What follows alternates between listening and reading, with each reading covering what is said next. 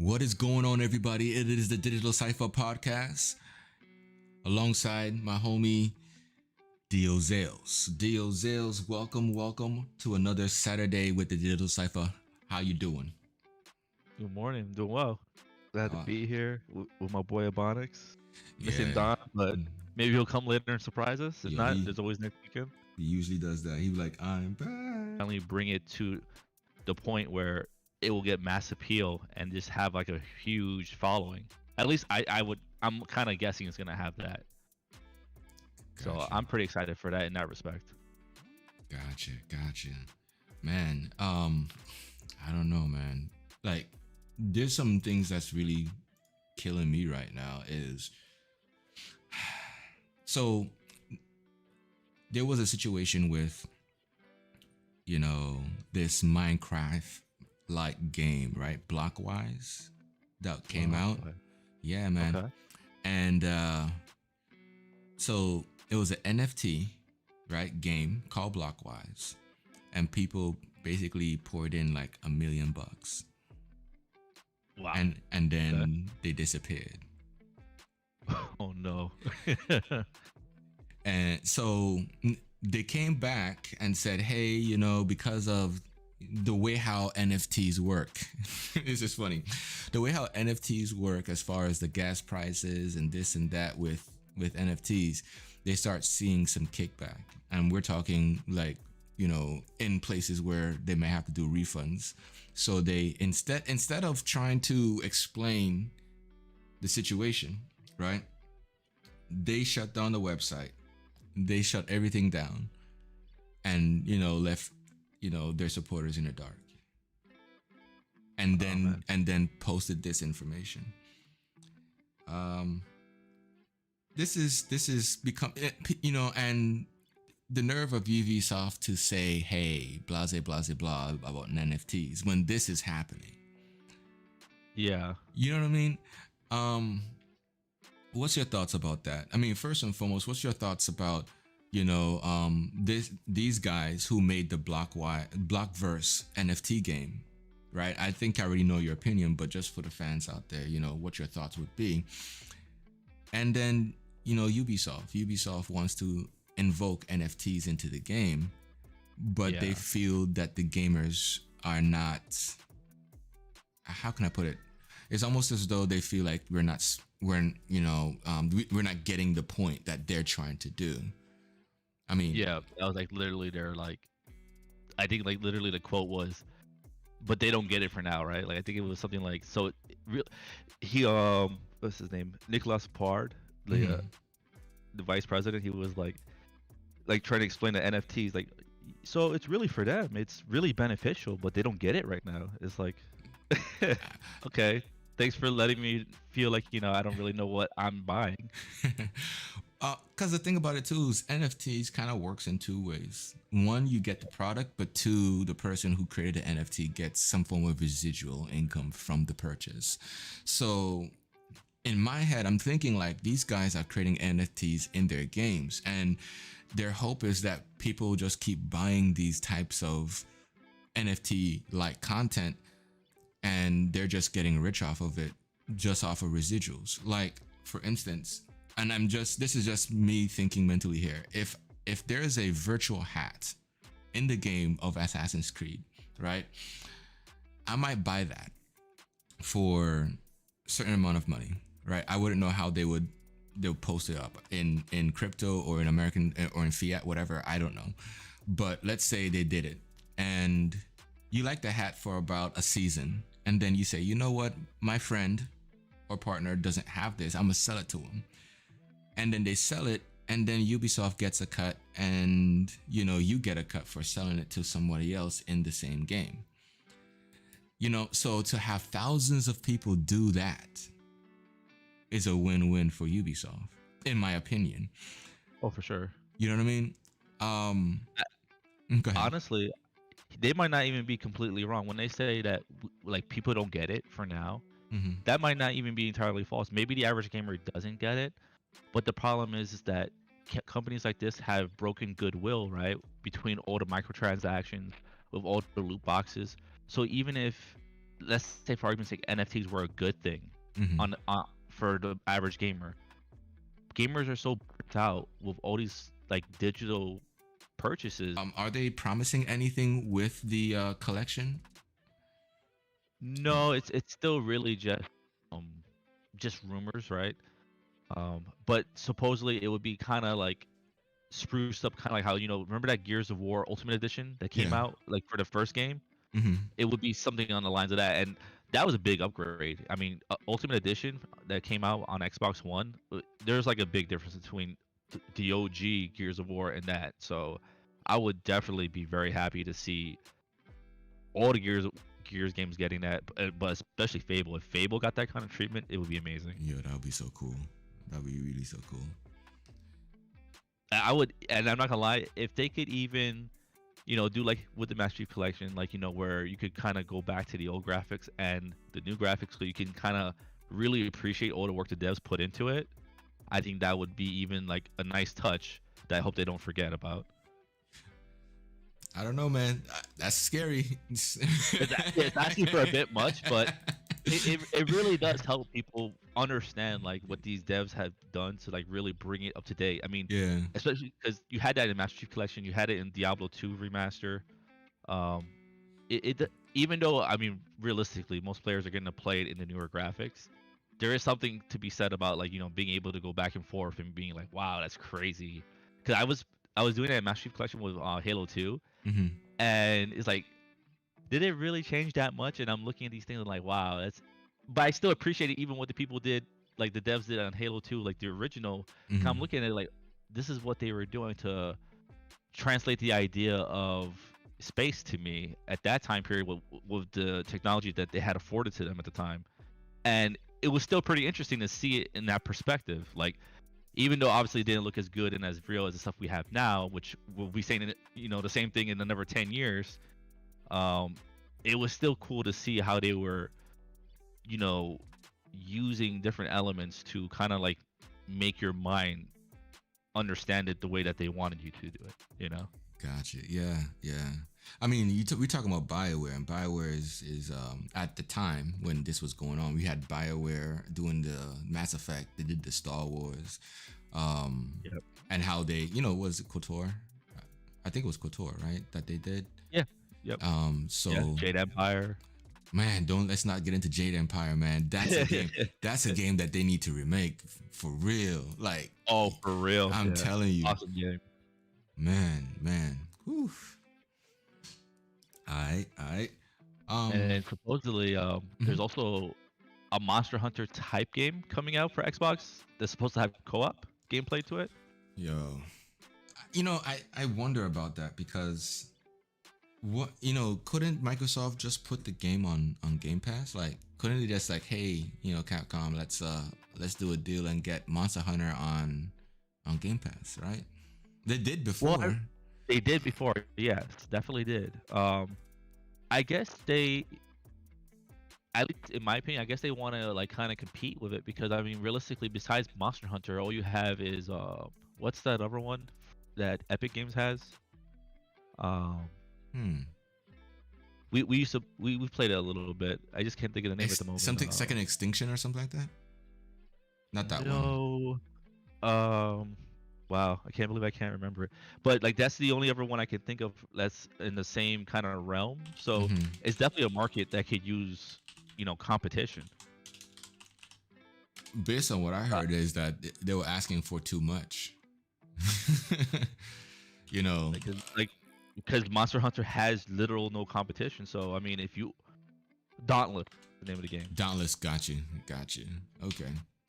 and even like I said, like it's a nice little free to play game and everything, but I mean it doesn't hold the same effect as Monster Hunters. So between Yeah. those two, even if let's say it's not as good as Monster Hunter, it could probably still be strong enough to be better than Dauntless, and it will still be able to retain a good. Did not see coming at all. I mean, maybe I'm just ignorant to it because I don't play enough of it. But Warzone 2 leak is out, which I found to be pretty interesting, and supposedly that when it comes out, it would be kind of re-releasing with like a clean slate, right? Like everything that you had from Warzone 1 wouldn't really be coming to Warzone 2. No. Are we repeating Free Guy right now? Yeah, it's kind of weird. I don't see why they would go in this direction. Maybe I'm misunderstanding what they meant by clean slate, but um, I So, think that's weird. You know, so my question would be, what are the pain points with Warzone right now that they would need to do a clean slate? You know, I, the only, see, I don't know enough about Warzone, so I don't want to like misspeak, but I just don't see because to me in my head I'm imagining because I definitely play way more Fortnite than I play Warzone, but I would Mhm, imagine everything you earn is pretty much cosmetic. You mhm, know, I mean you're not actually getting like character like strength or levels mhm. to make you actually stronger than other players. So The, at least in my opinion, if it works very similar to Fortnite, I'll be a little upset, especially if that means I can't bring my cosmetics with me that I've purchased mhm. from the first game. You know, it seems like a weird move to go in.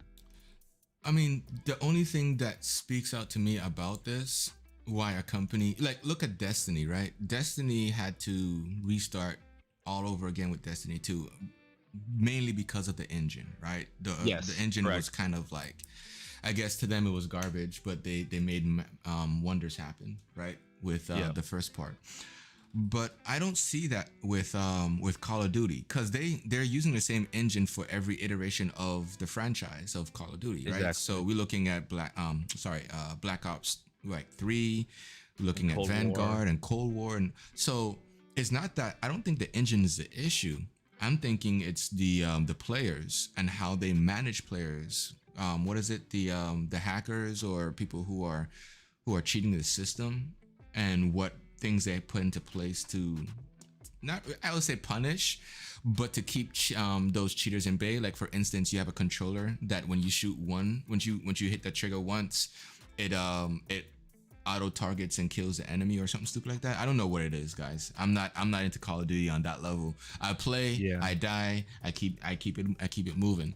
But you know what I mean. But I can see where it becomes an issue where, hey, we have so many cheaters in the game right now that we don't have authentic players, and Yeah. we need to like revamp this from the ground up. How easy would that be? That's another question. I mean, I'm not saying it's an easy feat, but they already have a blueprint, hopefully, since they have Warzone. So the question is, Yeah. what's a good turnaround time from this announcement to the actual release that we can Well, see this?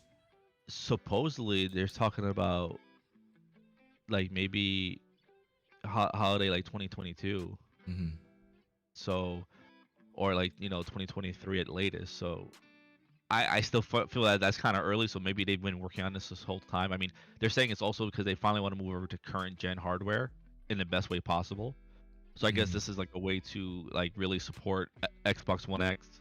I mean, the Series X and then the PS5 consoles better because Hmm. Warzone did come out on the last gen.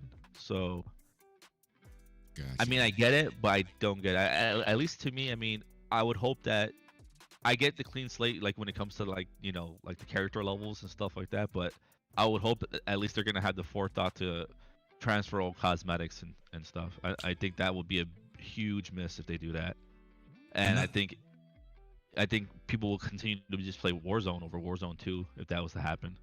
yeah, exactly. But another thing that comes to mind, again, it still wouldn't matter to be honest with what I'm about to say because, like you said, they can just like what is it called? Transition old to new and still call it Warzone, right? True. Yep. Um, Based on the purchase, is the servers different than the Azure servers to the point where they have to do some form of optimization to be in cloud and be in Game Pass? That's That's that's a good just question. that's what that crosses my mind pretty much. And from a technology perspective, if it's not future proof, then it's probably worth starting starting over. I Wow. mean, yeah. I mean, I wouldn't even doubt that Destiny 2 will eventually. become Destiny 3. Well, Mm. even with that engine, that's the main reason why at least they claim that players are unable to play past content is Mm-hmm. because however their thing works, whenever they come up with new stuff, there's only so much space that they can afford to the game itself so they can continue to keep moving forward. So eventually they're going to have to make a Destiny 3 that encompasses everything and can continue to encompass everything because players are not going to be able to take that. I mean, especially when you look at a lot of online players who play games like this, they're Mm-hmm. not just playing one game. They're playing at least, two or three games like that. So I mean, imagine all the Destiny 2 players who play like Final Fantasy 14, right? Right. And they're like, well, on Final Fantasy 14, I can play literally all my DLC and their Right. quest lines and achieve everything. So why would I continue to play a game that I keep buying these DLCs and then I can't enjoy them just like a few months or a year later? Exactly. Exactly. Well, Good point. these companies really need to figure out a way to make sure that continues to happen, especially if they want to have a live service game. You know, Exactly. especially I mean, sorry, I mean speaking of live service games, No way. yeah, I think we were literally talking about this game what like 2 or 3 months ago. Uh-huh. The future of Hyperscape is not looking good. Oh, definitely not looking good. Oh, I don't know how many people this is going to affect. I mean, how many people are going to be upset about this news, but Ubisoft will not be supporting Hyperscape anymore. I wish I had a sound bite for that. Like I can press a button and go womp womp womp womp. And like, you know, even then, I know you can't tell the future, right? Of course. But when you saw what was happening with Hyperscape, I Yeah. mean, they put so much money into advertising the game through Twitch and getting those downloadable keys and getting people into the game. The game, first and foremost, gameplay wise, good. All right, it was good. It was faster than Titanfall. Titanfall was the fastest first-person shooter game that I've ever played, and then Hyperscape just like demolished the speed because I've never moved so fast in first person in my life. Right, Yeah. that game was cool, but I think the delivery and support, and what I mean by support, I'm not talking about like maintenance and things like that. I'm talking about let's cross over to Rogue Company. Okay, Yeah. Rogue Company has support. Rogue Company has story, somewhat story with their characters, right? Yep. To the point that it has some form of a little bit of retainability because that character, you can vibe with that character. For me, West Indian, I'm gonna go with the guy with the dreads. You know what I'm saying? Because 100%.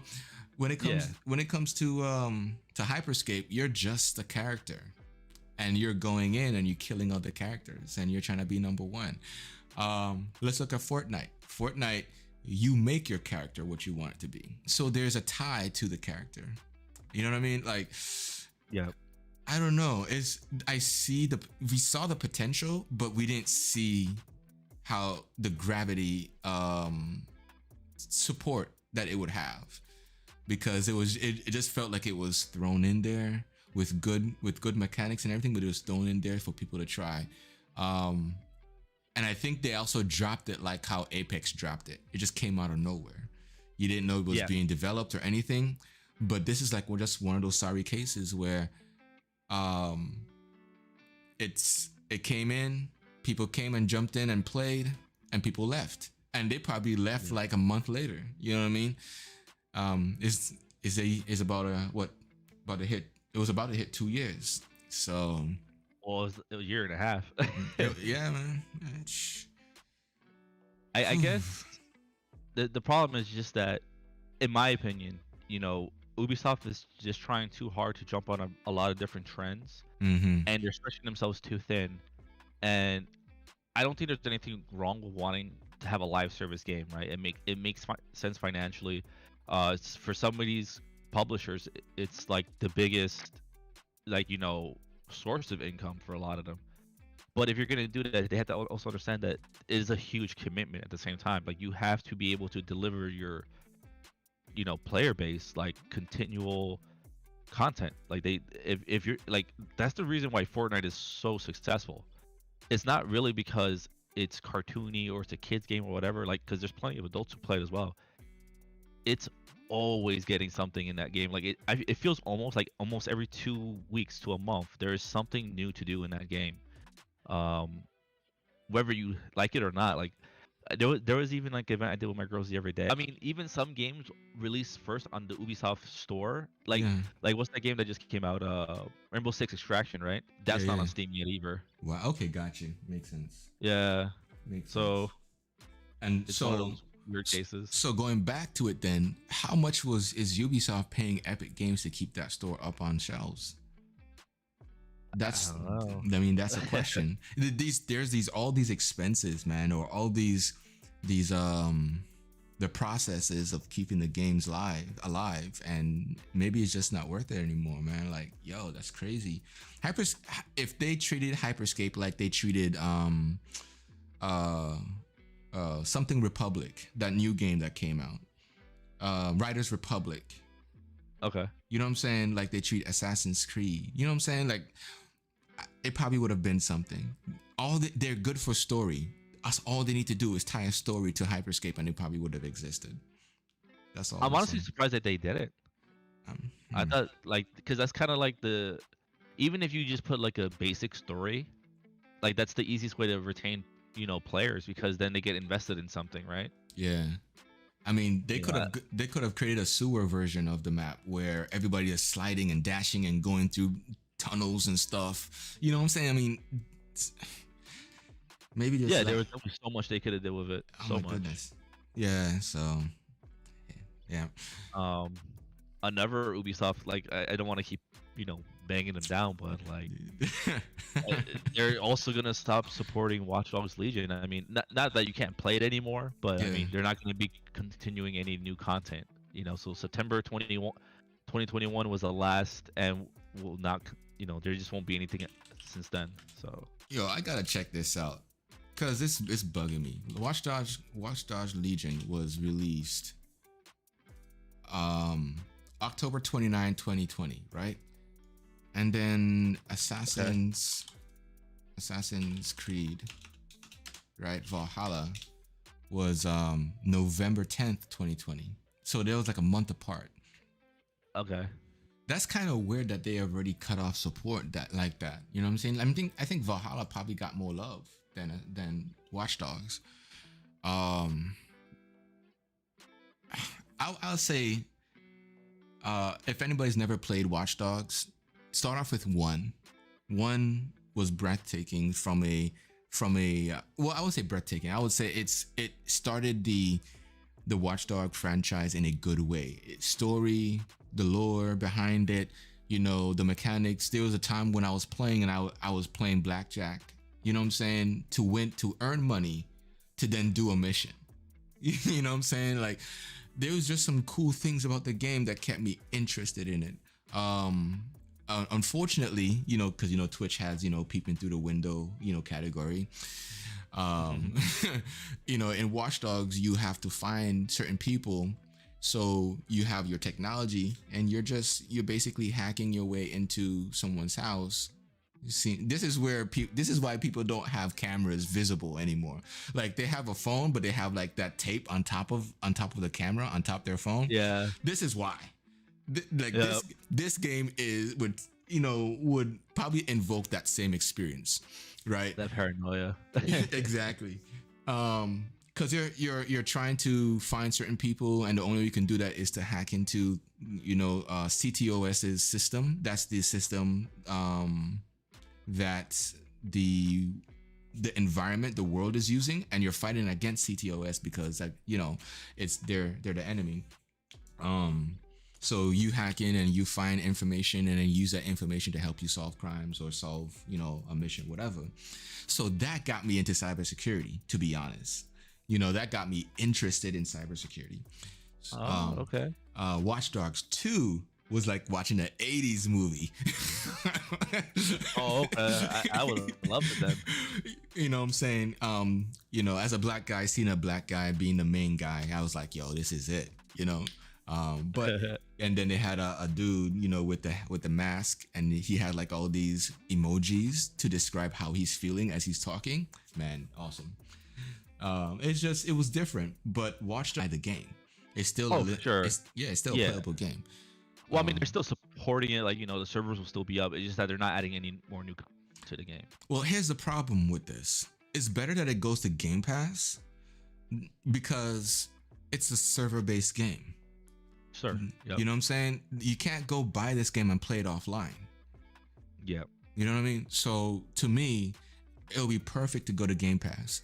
And people experience what's left of this game before my Ubisoft creates something new. So, yeah, man. Yeah, that's messed up. That is so messed up. Yeah, maybe. I don't know if you heard this, but Elder Scrolls Online had their big year showing. Okay. Like usually they do this like every year where they kind of let their player base know, hey, this is what to expect for the next year, and the next big DLC will be The Elder Scrolls Online High Isle. Is that the one with the Bretons? Yes. Are you ready?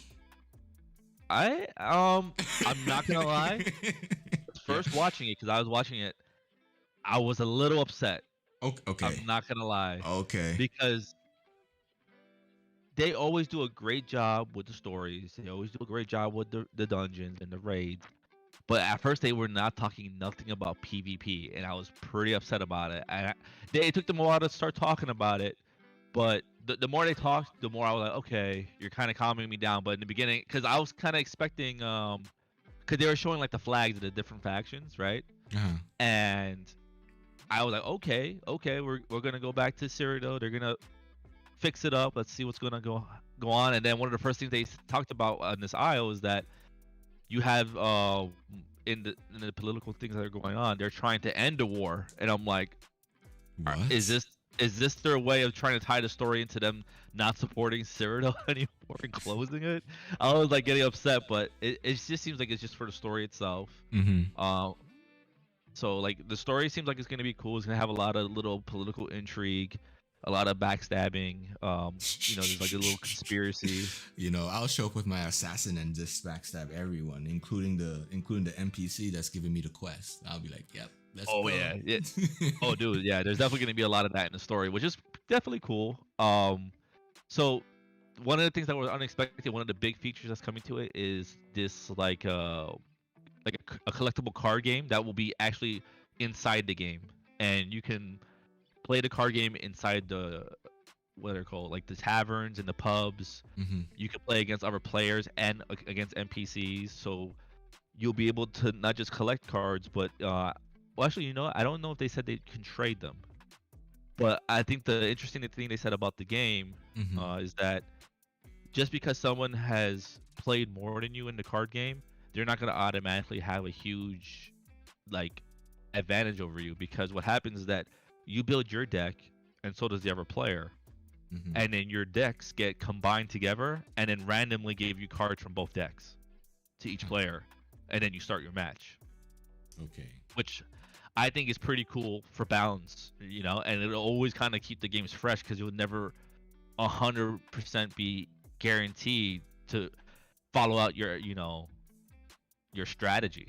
And we'll have to see how it plays out, but I think that's a pretty good way to balance the game in that respect for the card game itself anyway. Okay. Like I said, it's gonna have its 2 new dungeons. It's gonna have its new trial, their equivalent of raids. There'll be 2 new companions. Yu-Gi-Oh is like Konami, isn't it? I don't know. I don't know. But I mean, if Ubisoft, I'm sorry, I don't mean to track back, but if Ubisoft wanted to be sly, that's the direction they should have gone, to be honest, and tested that theory before putting it into a game, like a third-person type of game. Just saying. But 100%. back to ESO, man. Like, I don't know. Do you understand the card game? Like, what is? Because to me, I play. There's this game called Numbers, right? Or I don't know if it's called Stacks, right? But you have, oh gosh, never mind. It's weird. The only thing I remember, I know how to play right now is like blackjack. That's it. Everybody else like spades and all these other card games, I suck at them because I never paid attention to them. But that and Uno. I was never really the type of dude to play cards, man. It's like everybody was always betting, and I was like, nah, I don't want to bet nothing, so I'm not gonna jump in on that. Like that and dominoes. I'll play dominoes. You know what I mean? But Yeah. but like, have you tried any of the card games in the Elder Scrolls franchise that you think it could possibly be, or have they told you what this card game is going to be? Well, they do have a card game out, and Mhm. it's like in the like on the Android and the Apple Store. I think it's even on Steam. It's called Elder Scrolls Legends, Okay. and I don't know how successful that's been. So I'm a little surprised that they're going in this direction. I want to say most people found it okay. It's a Okay. free to play game. I mean, it's kind of like Hearthstone for the most part. I don't know if you ever played that. That's the World of Warcraft card game. No, I haven't. But yeah, I'm looking at it right here on Steam. It had mostly positive reviews. Um, it's gonna be more of those type of games. So I'm trying to think of another game. Did you ever play in Final Fantasy 14? No, Uh, I didn't go. I went in. I discovered the place and I left. If you're talking about the casino area, Triple Triad.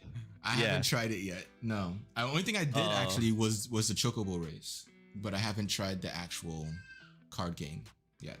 Okay. Yeah. So yeah, it would be kind of hard to explain to you because you would have to play one of those kind of games. I mean, or like even Magic the Gathering. Yeah, I don't know if Okay. you ever played. Nah. It's gonna fall in lines with those. I would imagine. At least from what they said, Mm-hmm. they don't want it to be completely competitive. So like you have two different type of card games. You have card games that either are like considered a combat where your goal is to defeat the other player, kind of like how Yu-Gi-Oh is, Uh-huh. and then you have other ones that are kind of like a number builder where you and your opponent are trying to build resources over time, and whoever gets to that number first wins. So you're not directly attacking their HP or whatever it is. You're just competing to see who gets to that point faster, and that's what this game sounds like. Where Elder Scrolls Legends, Mm-hmm. the CCG game that's out already on Steam and mobile, that one is one of those ones that is like player versus player. So this seems to be have like a more friendly is of this. I thought they were still doing a little bit of something with the arcade. So when you say leave the arcade business, like are we talking about the actual machines and like what is it? Yeah, actual like machines. So like obviously they're still gonna do gaming, Mm-hmm. but they are not doing any because in Japan you actually have Sega arcades. I mean, if you play like Yakuza Mm-hmm. or something like that, like they actually show those Sega arcades. Like those things actually exist over there. Nice. And it's pretty cool. Like when I was stationed over there, I enjoyed the Sega arcades. Like between the the claw machines and then all the different other games they have there. It's a cool. It was a cool thing to have because it kind of like threw back like that vibe I had when I was a kid. Like everyone would go to the arcade and have a good time, and that's something that's missing in a lot of places. And the main reason why they're getting out of it is that the COVID-19 pandemic has really killed the arcade business. Wow. It like pretty much has torn it up, where Sega is just not worth the money. So that's the main reason right there. So like that was pretty much like I would say like the last haven for arcades. I mean, there's obviously arcades everywhere, Mm-hmm. but they're definitely not like I wouldn't say that anyone has a bigger arcade culture compared to Japan. So definitely very sad to see that happen. I'm glad I got to experience its greatness before it went away, but it'll never be the same, I guess. Well, hopefully, this partnership that they have with Microsoft does something to help them, get with it. Because I mean, they have good games, definitely, Oh, yeah. and everything. So maybe it's just a shifting in the industry that they're doing. So Yeah, I think it's just them cutting losses before it becomes a drain on their company, you know. Yeah, yeah. I think they'll still be fine. I don't. I mean, it's not the biggest form of their income. Okay. Anything else? Anything else that you got there? No, I think that's really it. I think we kind Okay. of touched everything. Okay, okay. Guys, this is the Digital Cypha Podcast, man. We talk about a lot of things, man. One of the hardest things is, people trying to get involved with the whole microtransactions and cryptocurrencies and NFTs and things like that. It's still a subject, that needs to be. I think they need to just get this over with, to be honest. They know how the community feels about it, but I mean, corporations, they're going to do what they want until the money doesn't come. So definitely vote with your wallet. Definitely vote with your wallet. 100%. Again, this is Ebonics with Dio Zales, Digital Cypha Podcast. Thank you for visiting every Saturday at 10 a.m. and 3 p.m. UK time. My boy, Don CJG wasn't able to show up, but, hopefully he'll be in next week. You guys take it easy. Enjoy your weekend and keep gaming. Thanks, guys. Peace.